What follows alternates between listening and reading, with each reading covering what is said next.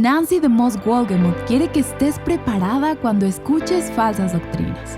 Hoy en día hay mucha falta de discernimiento bíblico de parte del pueblo de Dios y nos hacemos susceptibles a las falsas doctrinas. Es por eso que necesitamos conocer la palabra de Dios. Estás escuchando Aviva Nuestros Corazones con Nancy DeMoss Wolgemuth en la voz de Patricia de Saladín. Hoy, 18 de julio de 2023.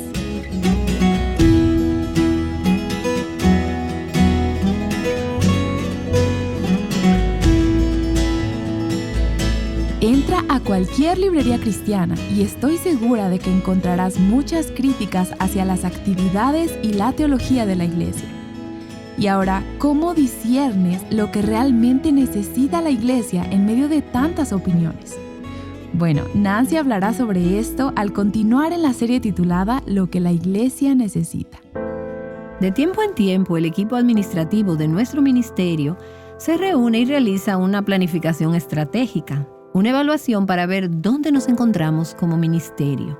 Y uno de los ejercicios que hacemos periódicamente es lo que llaman el análisis DAFO, también conocido como FODA o DOFA. ¿Les suena familiar? DAFO, D-A-F-O. Conseguimos uno de esos tableros grandes y pegamos notas y nos hacemos las siguientes preguntas con cada letra. Con la letra D, ¿cuáles son las debilidades del ministerio? Con la A, ¿cuáles son las amenazas que enfrentamos como ministerio? Con la F, ¿cuáles son las fortalezas del ministerio? Y finalmente con la O, ¿cuáles son algunas de las oportunidades que se nos están presentando? Y esto nos ayuda a evaluar dónde estamos, en dónde estuvimos y hacia dónde nos dirigimos y ver los ajustes que tenemos que hacer en diferentes áreas del ministerio.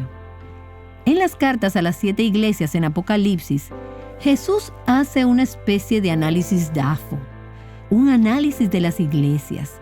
Señala sus fortalezas, las cosas que tienen a su favor, señala sus debilidades, las oportunidades que se les están presentando y que Él mismo ha puesto delante de ellos, las puertas abiertas para dar testimonio. Y luego Él habla sobre las amenazas que están enfrentando. Y las amenazas que enfrentaban estas iglesias del primer siglo en Asia Menor caen en 2 categorías. Había amenazas de afuera, amenazas externas, y hemos visto cómo vivían en la época romana y había amenazas de persecución de las religiones paganas, de la adoración a falsos dioses, los templos paganos, la idolatría. Ellos vivían en el mundo pagano romano donde había mucha oposición externamente. Pero también fueron objeto de amenazas internas, las amenazas de dentro, como letargo espiritual, pérdida de la vitalidad espiritual, la falsa enseñanza que se infiltró dentro de la iglesia, la mundanalidad, la conformidad con las cosas del mundo dentro de la iglesia. Estas son las amenazas de dentro. Y Jesús habla de estas diferentes amenazas cuando Él le dice a las iglesias, estas son las cosas con las que necesitan estar tratando. Ahora, al final de cada una de las 7 cartas, Jesús dice, el que tiene oído, oiga lo que el Espíritu dice a las iglesias. Y hemos visto que todas estas cartas eran para las 7 iglesias y más allá de ellas, para todas las iglesias de la época. Hubo muchas otras iglesias en Asia Menor y en otras partes del mundo en ese tiempo. Y el mensaje de estas cartas era también destinado para todas las iglesias de la época. Pero no era solo para las iglesias en el primer siglo. Estos mensajes inspirados por el Espíritu Santo y puestos en nuestra Biblia están destinados para nosotros, para los cristianos y para las iglesias de todas las épocas. Están destinados para advertirnos y para animarnos. Están destinados para nuestra aplicación corporativa, porque dice, oiga lo que el Espíritu dice a las iglesias. Pero el propósito también es que sean aplicados de forma individual y personal. El que tiene oído, singular, oiga lo que el Espíritu dice a las iglesias. Y a medida que hemos estado viendo estas cartas, es posible que te hayas encontrado pensando, oh, cómo quisiera que las personas en mi iglesia escucharan esto. Desearía que mi pastor escuchara esto. Desearía que la esposa de mi pastor escuchara esto. O desearía que mi esposo escuchara esto. Pero Jesús no dice que alguien más escuche. Él dice, tú escucha. Si tienes oído para oír, oye lo que el Espíritu dice a las iglesias. Estas son las cosas que le importaban a Jesús acerca de las iglesias del primer siglo en Asia Menor. Pero también son las cosas que todavía le importan a Él acerca de nuestras iglesias hoy en día. Y al reflexionar en estos meses en que he estado caminando a través de este pasaje y estas cartas a las iglesias, creo que las preocupaciones que Jesús tiene para sus iglesias se pueden resumir bajo 3 categorías. Y quisiera que hoy en el próximo programa veamos esas 3 preocupaciones principales mientras revisamos y resumimos esta serie. Las 3 preocupaciones primarias tienen que ver con la pasión de la iglesia, la pureza de la iglesia y la perseverancia de la iglesia. Pasión, pureza y perseverancia. Vamos a echarle un vistazo una a la vez. En primer lugar, la pasión. Jesús está preocupado de que la iglesia haya dejado su primer amor, como se lo dijo a la iglesia de Éfeso. Pero tengo esto contra ti, que has abandonado tu primer amor. Él le dice a la iglesia en Sardis, yo conozco tus obras, que tienes nombre de que vives, pero estás muerto. Ponte en vela y afirma las cosas que quedan, que estaban a punto de morir. Él está diciendo, tienes forma, pero no hay vida en ti, no hay espíritu. Le preocupaba el hecho de que la apariencia de las cosas no se ajusta a la realidad. Hay falta de pasión. Y él le dice a la iglesia en la Odisea, ni eres frío ni caliente, ojalá fueras frío o caliente. Pero él les dice, tú eres tibio y no frío ni caliente. La tibieza, la falta de entusiasmo, la falta de pasión. Verás, un amor por Jesús y una auténtica relación con Él es el latido del corazón, es la sangre de la vida, la fuente de nuestra fe y de nuestro servicio, de nuestra perseverancia y de nuestra pureza. Si no tenemos una relación real, auténtica con Cristo, si no tenemos pasión por Él, entonces vamos a cansarnos de servirle, vamos a renunciar y no vamos a perseverar. No vamos a tener ninguna razón para ser puras en un mundo que es impuro si no tenemos pasión por Cristo. Esa tiene que ser la fuente. Tu ortodoxia, tu doctrina, tu tradición, tu historia, tus raíces espirituales. Nada de eso te llevará a la meta en el día de Cristo si tú no tienes pasión por Cristo. No es suficiente que tengamos la ortodoxia. Es vital, pero no es suficiente. No es suficiente que tengamos estadísticas impresionantes o que nuestras iglesias tengan una reputación brillante. Iglesias sin amor y sin vida son un dolor para el corazón de Cristo. Él quiere que tengamos un corazón ardiente y sincero. Así que a Él le importa y Él trata con este tema de la pasión. Pero luego Él también se ocupa del asunto de la pureza. Ahora, la pureza se divide en 2 categorías. En primer lugar, tenemos la pureza doctrinal y luego en segundo lugar tenemos la pureza práctica. Cómo pensamos y cómo vivimos. Nuestra doctrina y nuestra práctica. Ortodoxia y ortopraxis. Pureza doctrinal y pureza en la práctica. En primer lugar, vamos a ver el problema de la pureza doctrinal. Jesús quiere que las iglesias se aferren a la verdad. La doctrina es importante. No debemos ser tolerantes a la desviación en asuntos fundamentales teológicos dentro de la iglesia. Ahora bien, como hemos visto en las iglesias en Apocalipsis, hubo algunos líderes y maestros populares que pueden haber sido extremadamente talentosos. Tenían personalidades carismáticas. Uno de los casos fue el caso de los llamados Nicolaitas, los que seguían la doctrina de Balaam. La llamada también profetisa que se conoce como Jezabel. Y estos fueron maestros que eran muy influyentes. Y ellos proclamaban decir la verdad. Así también muchos dentro de esas iglesias que una vez fueron completamente bíblicas y cristocéntricas, muchos dentro de esas iglesias siguieron sus enseñanzas y fueron desviados por esas enseñanzas.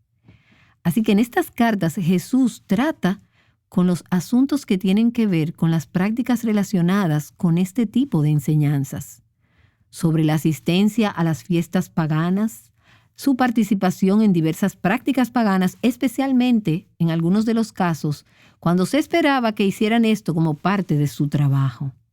Y estos maestros le decían, mira, si realmente no se trata de lo que tú piensas en tu corazón, simplemente ve y hazlo. Eran enseñanzas falsas. Y estas enseñanzas le daban permiso a las personas a acomodarse a la cultura que les rodeaba. Estos maestros en sus días probablemente eran considerados como teológicamente avanzados, personas de mente abierta. Tenemos que cambiar con los tiempos, tienes que ser más razonable. Lo que importa realmente es lo que está en tu corazón, no es tu comportamiento externo. Y estos maestros, estos líderes, estaban creando confusión. La gente estaba siendo engañada. Y como resultado de las falsas enseñanzas, ellos estaban terminando en prácticas pecaminosas, en idolatría y en el pecado sexual. Así que Jesús les dijo a estas iglesias que estos maestros y sus enseñanzas necesitaban ser confrontados. Esto necesitaba ser expuesto. Él los llamó por su nombre. Les dijo, sobre esto es de lo que estoy hablando y esto es con lo que están tratando y tienen que tratarlo. Las iglesias eran las responsables de comprobar las afirmaciones de estos que decían ser líderes cristianos y de pesar su enseñanza con la de la Escritura. ¿Qué dice la palabra de Dios acerca de eso? Se suponía que las iglesias debían discernir. Ellos debían rechazar cualquier enseñanza que era falsa o que era contraria a la palabra de Dios y debían quitar esos falsos maestros de la iglesia. Ahora, esta es una forma de pensar que no tenemos en muchas de nuestras iglesias evangélicas hoy en día. Como resultado, muchas de nuestras iglesias están siendo sutilmente infiltradas y las vidas de muchos cristianos están siendo sutilmente influenciadas por las enseñanzas que a primera vista no parecen estar muy lejos de la verdad. Si lo hicieran, la gente las habría descartado. Pero solo parecen estar un poco desviadas. Y nosotros decimos, oh bueno, él solo entiende eso de una manera diferente. Déjenme decirles que esto no es algo fácil de tratar, pero es vital que lo hagamos. No hace mucho tiempo me encontré con un artículo escrito por Peter Jones, quien es el director ejecutivo de Truth Exchange. Él ha sido profesor de seminario y es autor y es teólogo. Y escribió un artículo acerca de una conferencia nacional de pastores que fue patrocinada hace varios meses por dos grandes editoriales evangélicas. El artículo en que él informaba acerca de la conferencia se llamó Evangelicalismo secuestrado por los teólogos liberales del closet. Y tuve mis dudas acerca de si compartir con ustedes este artículo o no, pero voy a leerles algunas porciones. Y la razón por la que dudé es por el hecho de que hay varios nombres que salen a colación aquí, nombres de maestros y escritores populares que en el día de hoy son muy conocidos, y esto no es algo que yo acostumbro a hacer en Aviva Nuestros Corazones. Lo que siempre quiero es enseñarles a discernir, a ir a la palabra de Dios y decidir, bajo el liderazgo del pastor o los pastores de su iglesia local, y de sus enseñanzas para discernir y decidir cómo es que se hace algo conforme o no a la palabra de Dios. Pero miré en Apocalipsis y vi cómo Jesús nombró cuáles eran estos problemas y quiénes eran estos maestros y cómo Él advirtió a las iglesias a tener cuidado de ellos. Ahora, no estoy diciendo con esto que todo lo relacionado con las personas mencionadas en ese artículo y que todo acerca de ellos es pecaminoso o malo. Pero lo que sí estoy diciendo es que hay algunas advertencias de orden aquí. Permítanme leer lo que este hombre, quien es un profesor de teología, un líder cristiano, autor y pensador bíblico, escribió en su presentación de los informes sobre esta conferencia de pastores. Recuerden que se trata de una conferencia de pastores evangélicos, y él dijo: es increíble ver cómo estos pastores que una vez fueron fieles predicadores de la ortodoxia evangélica, están ahora lanzando consistentemente y deliberadamente un ataque masivo pero sutil en contra de los fundamentos, con los cuales el evangelicalismo se plantó valientemente en contra del liberalismo en el pasado. Mientras me impresiona la sinceridad de estos brillantes oradores públicos que se mencionan a continuación y que todavía tienen piedad evangélica y pasión, él no está cuestionando su corazón, pero lo que él dice es que su teología, que está siendo declarada abiertamente, está convirtiendo grandes franjas de la iglesia evangélica a varias formas nuevas de liberalismo del pasado que suenan muy atractivas. Él está diciendo que esto está teniendo un efecto muy penetrante en la iglesia. Y luego él habla, y yo solo estoy escogiendo algunas partes del artículo, él habla sobre varias tendencias que vio en esa conferencia. La primera fue el desprestigio de la Escritura. Él dice, por ejemplo, Brian McLaren, que fue uno de los principales oradores de las sesiones plenarias, cree que la edad de la sola Escritura, ver las Escrituras como nuestra autoridad definitiva, esa era ha terminado. Rob Bell, que fue otro de los oradores principales, cree que la Biblia es un producto humano, no el producto del mandato divino. En todas las sesiones plenarias, excepto en una, dice Peter Jones, no hubo exposición bíblica. Y estamos hablando de una conferencia de pastores a nivel nacional. Y luego habla de la ausencia de Cristo, no solo el desprestigio de la Escritura, sino también la ausencia de Cristo. Y él dice, la muerte expiatoria de Cristo fue pasada por alto, no se mencionó. Y él da algunos ejemplos de eso partiendo de su observación de esta conferencia. Shane Claiborne exhortó constantemente a la gente a tomar en serio la vida no materialista. Y no hay nada de malo con eso, pero su modelo fue la Madre Teresa, con quien trabajó en la India. Pero ni una sola vez hizo un intento por incluir el Evangelio de la Gracia Salvadora como la motivación para el servicio cristiano. McLaren lo resumió así: Jesús enseña una forma de vida más que un conjunto de creencias. Peter Jones sigue diciendo, cada videoclip de Visión Mundial y otros ministerios eran exclusivamente sobre la perforación de pozos en África. Ni una palabra se dijo acerca de la predicación del Evangelio a los africanos que están atados a las prácticas paganas o a la oscuridad musulmana. Estamos perdiendo nuestro valor y cerrando la boca. Y aquí tenemos otro fragmento del artículo. Cuando se le preguntó sobre cómo la iglesia primitiva esperaba la última venida inminente de Cristo, algo de lo que hemos hablado mucho en esta serie, McLaren rechazó la idea de la venida final de Cristo sin pensarlo dos veces. Ron Golden dijo que era una imagen de apertura a estar abierto al reino viniendo ahora. Y el erudito del Nuevo Testamento, y esto es lo que a veces escuchamos y nos toma de sorpresa, el erudito del Nuevo Testamento, Scott McKnight, habló de la escatología del Nuevo Testamento como una metáfora retórica. El comentario de Peter Jones es que esto es liberalismo puro, saliéndose fuera de control en la conferencia de pastores evangélicos. Ahora, hoy en día tenemos la mentalidad de vive y deja vivir. Y es esta gran carpa teológica en donde la gente se puede meter, esta carpa que está dispuesta a abrazar a todo el que crea en cualquier cosa o en absolutamente nada. Pero de acuerdo a la palabra que Cristo le dijo a estas iglesias, no debemos abrazar cualquier cosa o nada o todo. Hay doctrinas cardinales de nuestra fe que no están abiertas para ser discutidas o negociadas. Ahora bien, hay doctrinas secundarias y también hay doctrinas de tercer nivel donde la Escritura deja lugar a diferentes interpretaciones.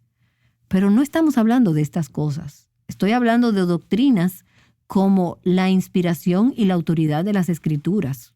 Es inspirada por Dios. La Trinidad, la deidad de Cristo. El sacrificio vicario de Cristo por nuestros pecados. El hecho de que somos justificadas solo por gracia, solo mediante la fe. El hecho de que hay un cielo literal, un infierno y un juicio venidero real. Estas son doctrinas preciosas.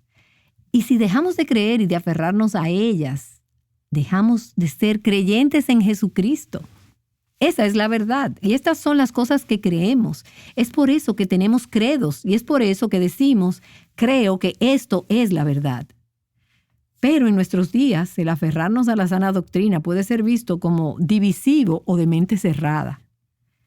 Sé que recibiremos algunos correos en Aviva Nuestros Corazones y recibiremos algunos correos de personas que van a estar tal vez molestas porque les leí este artículo. Y está bien. Nos gusta recibir correos aquí en Aviva Nuestros Corazones. Ahora, escucha.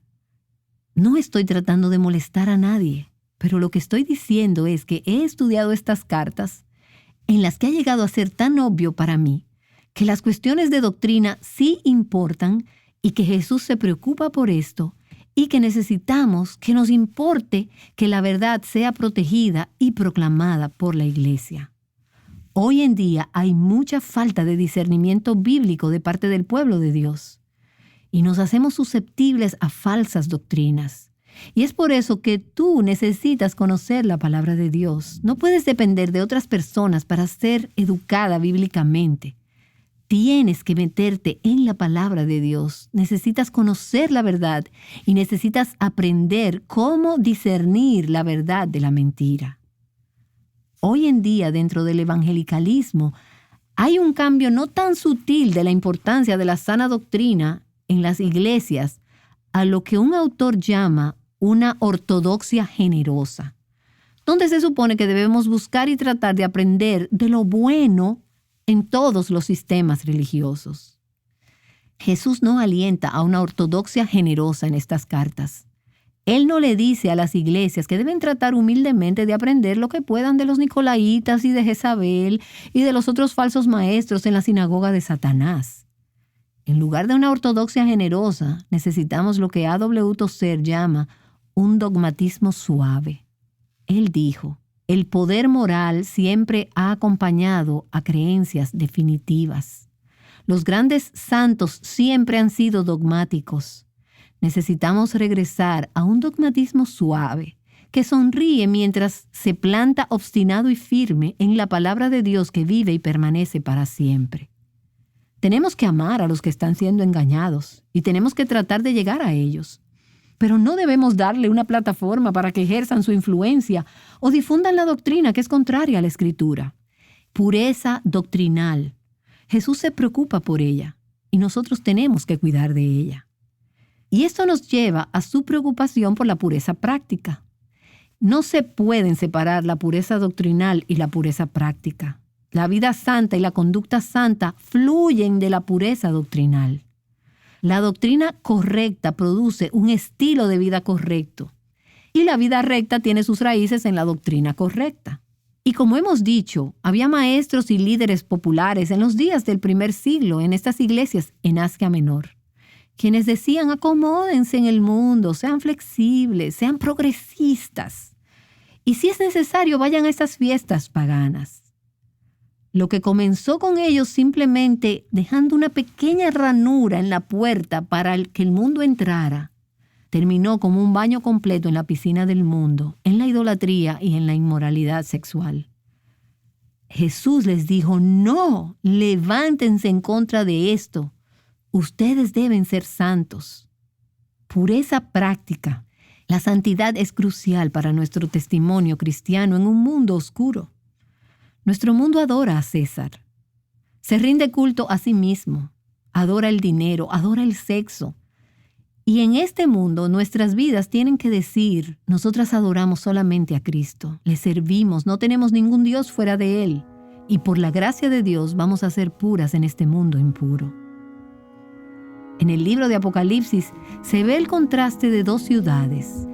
Por un lado tenemos la ciudad de Babilonia, que se llama la gran ciudad de Babilonia, que me recuerda a la Feria de la Vanidad en el progreso del peregrino. Es progresista, es rica, es seductora. Es una ciudad muy grande, es una gran ciudad. Es una ciudad de grandes empresas comerciales. Y es la ciudad del hombre, es Babel. Es el hombre desechando a Dios de su pensamiento. Nosotros seremos nuestro propio Dios. Así que es libre, promiscua, popular. Es el camino popular, es el camino ancho, amplio. Esa es la ciudad de Babilonia. Pero por el otro lado hemos contrastado la ciudad santa, la Nueva Jerusalén, donde no habita ninguna maldad.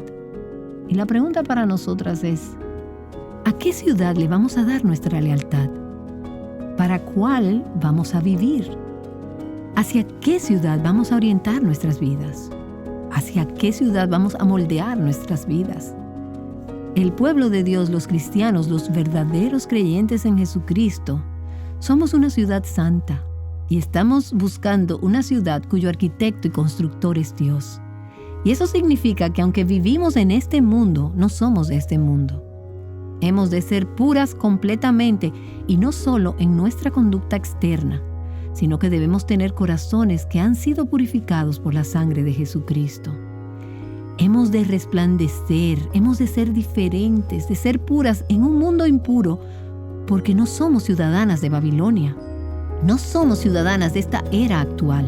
Somos ciudadanas de la Nueva Jerusalén, la ciudad santa que permanece para siempre.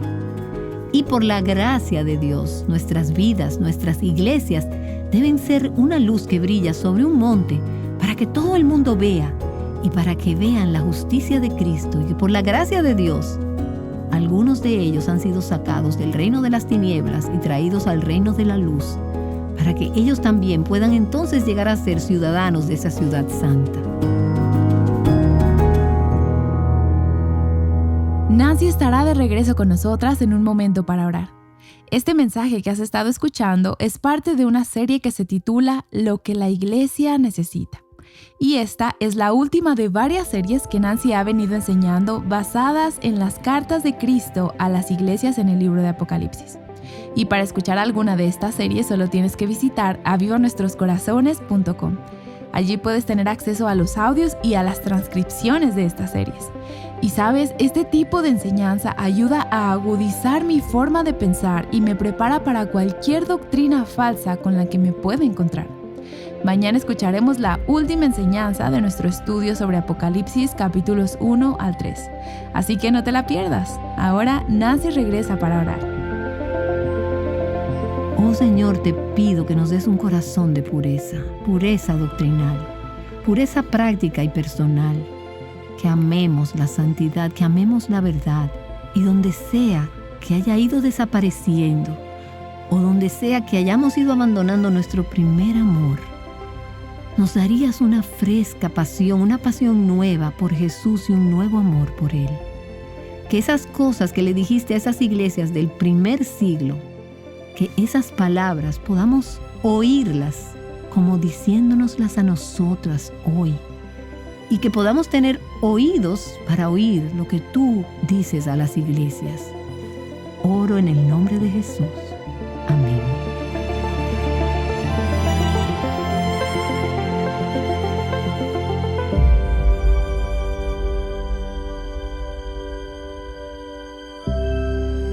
Aviva Nuestros Corazones es un ministerio de alcance de Revival Hearts.